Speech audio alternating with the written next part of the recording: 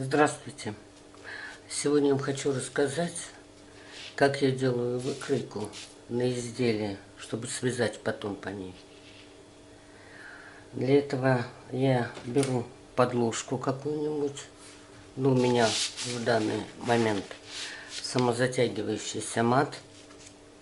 Вы можете взять фанеру какую-нибудь, чтобы не проколоть, там, на чем вы будете делать стол, там, или еще что-то.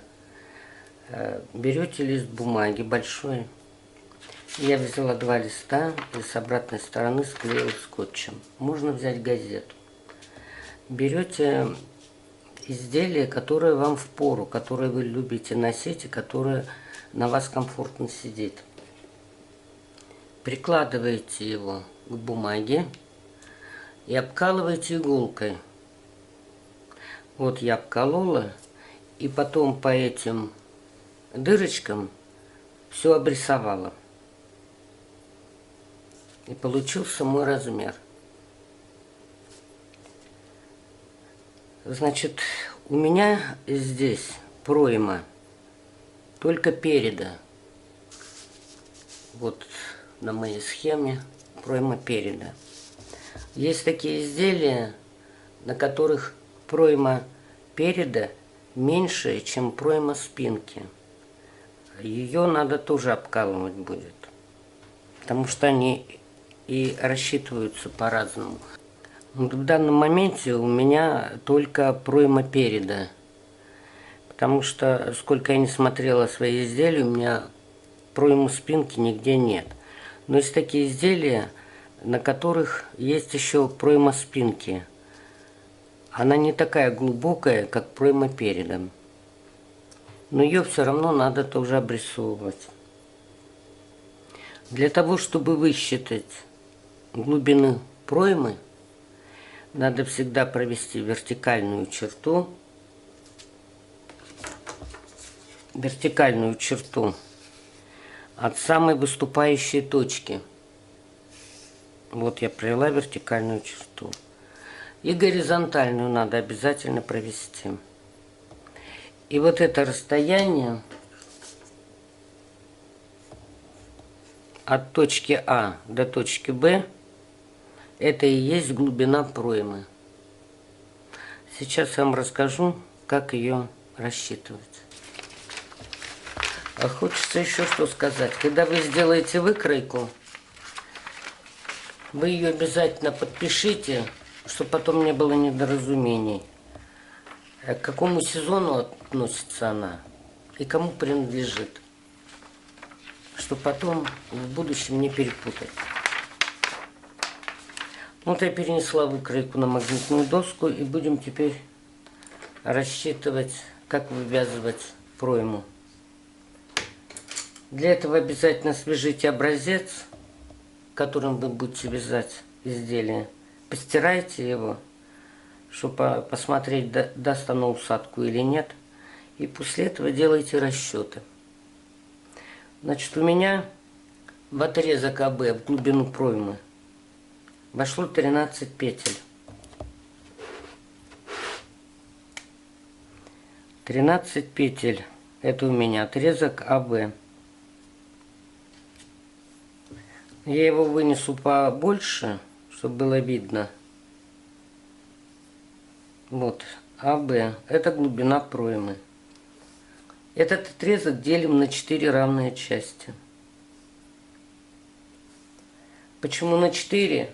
Это уже, как говорится, расчеты были сделаны давно и не мной. Такой алгоритм расчета. Значит, мы количество петель глубины проймы делим на 4. То есть мы 13 должны разделить на 4. И у нас получается по 3 петли и плюс 1 в остатке. То есть мы должны закрыть по 3 петли, но у нас еще одна есть. И мы ее должны приплюсовать к той группе, к самой первой, которая начинается от шва. То есть мы сначала закрываем 4 петли в лицевом ряду. Ну, кто как закрывает. Кто оставляет открытыми, кто в изнаночном закрывает, дело хозяйское. Вторую группу петель у меня в данный момент, там 3 петли получилось. Мы делим на двойки. И у нас получается 1 петля и плюс 1 в остатке. То есть мы здесь должны связать 1 петлю, а остаточную приплюсовать к началу группы. То есть здесь будет 2 петли. Значит, мы закрываем 4 петли в лицевом ряду, затем провязываем изнаночный ряд и в следующем лицевом ряду закрываем или оставляем открытыми сначала 2 петли.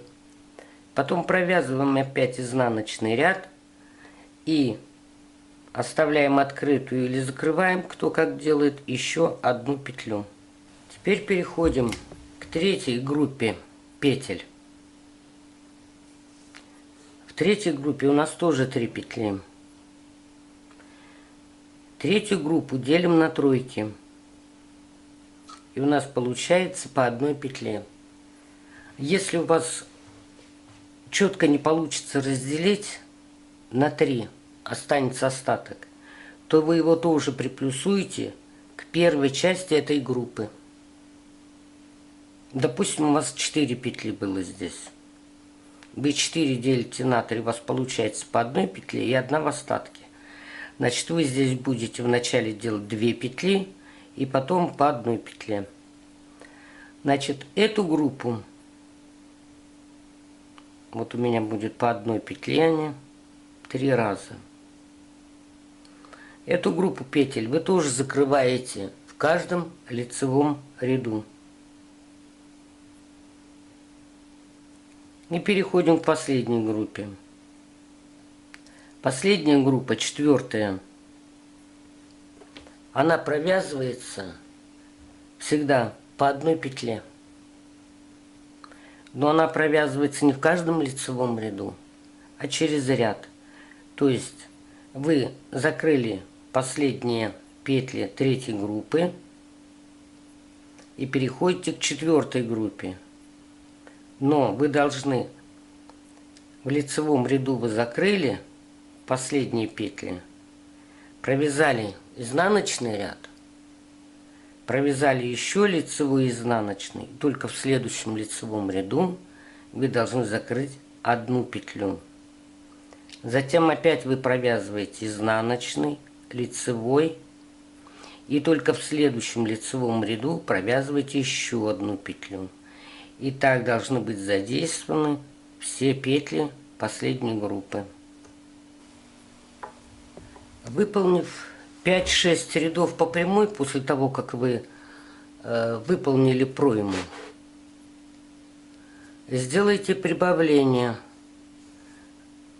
3 петли вот сюда, на это место. Но в связи с тем, что из-за этих прибавлений может нарушиться рисунок, лучше прибавления не делать, а вязать пройму далее по прямой, до плеча, до точки плеча.